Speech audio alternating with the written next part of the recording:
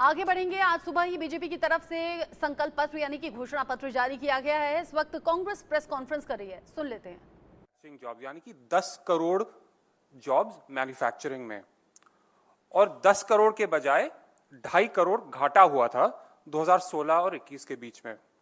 और जो जीडीपी का शेयर है वो भी कम हुआ है। कहां 25% उनका वादा था और 13-14% पे लटका हुआ है अभी। स्किल्स इंडिया मिशन 40 करोड़ देशवासियों को मार्केट ओरिएंटेड स्किल्स ट्रेनिंग दी जाएगी। ये 2019 का मैनिफेस्टो है। और सच्चाई यह है कि 1.4 करोड़, 40 की बजाय 1.4 करोड़ को यह मिला है। और सिर्फ 17% विद्यार्थियों यानी 25 लाख विद्यार्थियों को पोस्ट जॉब ट्रेनिंग मिली है। अब देखते हैं शिक्षा। दावा था improve the quality of education. सच्चाई, हकीकत कि मिनिस्ट्री ऑफ एजुकेशन के परफॉर्मेंस ग्रेडिंग इंडेक्स के अनुसार हर राज्य में स्टूडेंट्स 50% बिलो लर्निंग क्वालिटी में स्कोर कर रही हैं। इनका अपना इंडेक्स है। Provide smart classes to children at secondary level in government schools, यानी कि हर क्लास में स्मार्ट क्लासरूम्स, हर स्कूल में, गवर्नमेंट स्कूल में स्मार्ट क्लासरूम्स होंगी। 10 लाख गवर्नमेंट स्कूल्स में से सिर्फ 37,000 स्कूलों के पास कंप्यूटर्स हैं। केंद्रीय विद्यालय और नवोदय विद्यालय दावा, हम 200 केंद्रीय विद्यालय और नवोदय विद्यालय 2024 तक खोलेंगे। हकीकत 56 केंद्रीय विद्यालय खोले गए हैं इस पिछले 5 सालों में, और इसके मुकाबले यूपीए के शासनकाल में 2002 केंद्रीय विद्यालय खोले गए थे। अब डॉक्टर्स, ये बहुत महत्वपूर्ण विषय है। दावा था double the number of MBBS and specialist doctors in the country bye 24। हकीकत डॉक्टर्स जो स्टेट मेडिकल काउंसिल्स के साथ रजिस्टर्ड हैं उनकी संख्या 12,34,000 से 13,08,000 बढ़ी है। तो डबल के बजाय थोड़ा सा ही बढ़ा है। और जो शॉर्टेज है डॉक्टर्स की, कम से कम 6 लाख डॉक्टर्स की शॉर्टेज है। तो ये पिछले 5, मैं बस 2019 की घोषणा पत्र की बात कर रहा हूं। 2014 का तो एक और भी लंबा लिस्ट है। तो ये इनकी सच्चाई है। ये जो भी मैनिफेस्टो में लिखते हैं ये झूठा वादा होता है, खोखला वादा होता है, और इसका कोई वैल्यू नहीं है। और ये पूरा देश अब समझ गया है। पवन जी, धन्यवाद अमिताभ जी। मैं सुप्रिया श्रीनेत जी से आग्रह करूंगा कि वो आज जो मैनिफेस्टो इनका निकला है, जो झूठों का पुलिंदा निकला है।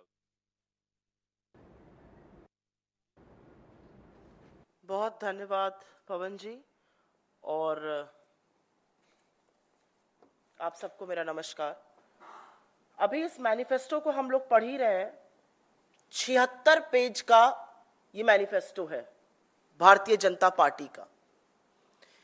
1 घंटा 40 मिनट की प्रेस कॉन्फ्रेंस हुई जिसमें पत्रकारों का एक भी सवाल नहीं लिया गया, क्योंकि अगर सवाल लिया जाता तो वो सवाल उठते जो यहां पर पवन जी ने और अमिताभ जी ने उठाए कि 2022 में किसान की आय दुगनी होनी थी, क्या हुआ?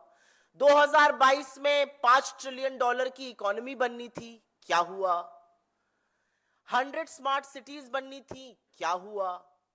पूछा जाता है लाल आंखें मूंद क्यों रखी हैं, क्यों नहीं लाल आंखें खोलते? ऐसे बहुत सारे सवाल लगातार पूछे जाते। रुपया 83 के पार क्यों पहुंचाया? पेट्रोल को सेंचुरी क्यों लगवाया? बहुत सारे ऐसे सवाल पूछे जाते। तो ना रहेगा बांस ना बजेगी बांसुरी, सवाल ही लेना ठीक नहीं समझा गया। 1 घंटे 40 मिनट की प्रेस कॉन्फ्रेंस थी। 76 पन्ने का ये मैनिफेस्टो है। ये असल में जुमला पत्र है, ये घोषणा पत्र नहीं। और कुछ चीजें जो साफ तौर पे दिख रही है उस पर जरूर मैं चर्चा करना चाहूंगी। एक बड़े पते की बात है, कांग्रेस की मैनिफेस्टो कमेटी का गठन दिसंबर 2023 में हुआ था।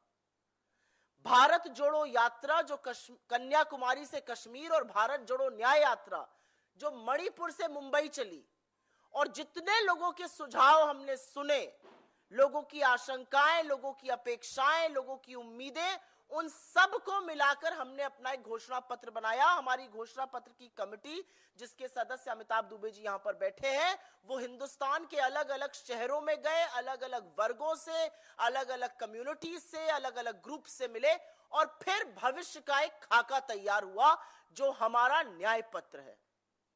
भाजपा का कैसे हुआ?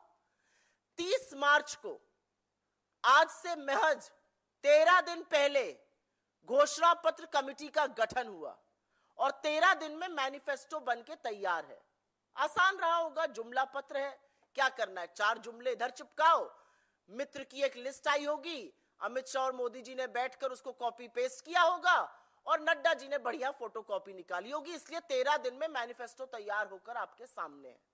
अब इस मैनिफेस्टो में कुछ बातें कही गई हैं, उसके बारे में जरूर चर्चा करना चाहूंगी। झूठ बोलो और इतनी जोर से बोलो और बार बार बोलो कि लोगों को लगे आप सच बोल रहे हैं। मोदी जी को लगता है वो ये गलती करने लगे हैं 10 साल बाद, वो देश की जनता को बेवकूफ समझने लगे हैं। अपने मैनिफेस्टो में भाजपा ने कहा, हमने 25 करोड़ लोगों को गरीबी की सीमा रेखा से निकाला और आईएमएफ को इस पर जोड़ दिया। आपका यह दावा पूरी तरह से खोखला है।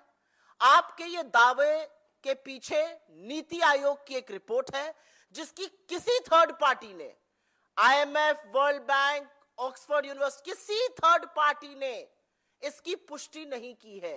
और असलियत यह है कि उसी रिपोर्ट में नीति आयोग यह भी मानता है कि 20% देश की आबादी 46 रुपए रोज पर अपनी गुजर बसर करने को मजबूर है। यह होना चाहिए था मैनिफेस्टो में। तो सबसे बड़ा जुमला इनका यह है कि इन्होंने गरीबी खत्म की है। असलियत यह है कि इस देश में हर घंटे 2 किसान और 2 युवा आत्महत्या कर रहे हैं। किसान कर्जे के बोझ के चलते, गरीबी के, गुर्बत के चलते युवा बेतहाश होके आत्महत्या कर रहे हैं। इसके बारे में कोई जिक्र नहीं है। इन्होंने अपने मैनिफेस्टो में बातें तो बहुत बड़ी बड़ी करते हैं, फेंकने में तो मोदी जी नीरज चोपड़ा के भी आगे हैं। ये जो मोदी पत्र है, ये जो जुमला पत्र है, जहां देखूं तुम्हें पाऊं वाला हिसाब है, मोदी जी की अलग अलग फोटो है, अलग अलग भाव भंगिमा है। उसमें मैंने एक सर्च किया डॉक्यूमेंट में, जॉब्स डाला, आप भी डालिएगा पीडीएफ में, 2 बार आता है उसका जिक्र। महज 2 बार जॉब्स का जिक्र है उस देश में जहां पर बेरोजगारी सबसे विकराल समस्या है। कंपेयर करिए हमारे मैनिफेस्टो से। हम 30 लाख सरकारी नौकरियों की बात करते हैं। हम 1 साल के लिए ग्रेजुएट और डिग्री होल्डर्स को स्टाइपेंड देने की बात करते हैं, 1 लाख रुपए का। बीजेपी के संकल्प पत्र पर कांग्रेस सवाल खड़े कर रही है और कह रही है सिर्फ झूठे वादे हैं, सिर्फ जुमलेबाजी है। हमने जो वादे किए हैं उनमें सच्चाई है।